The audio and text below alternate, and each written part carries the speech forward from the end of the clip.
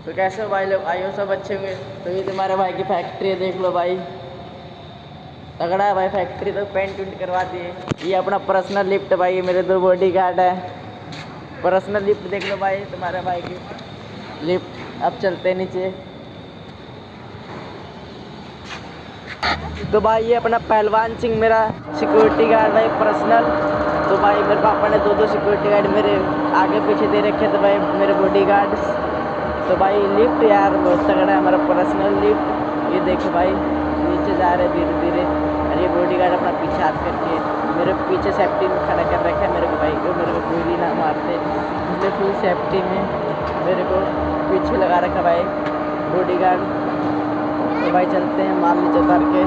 तो भाई आप सबको मेरे कंपनी में काम करना है तो कमेंट में जाके मुझे फॉलो करना, सब्सक्राइब करना और हाय का मैसेज करें। और आपको बॉडी गार्ड चाहिए तो मेरे से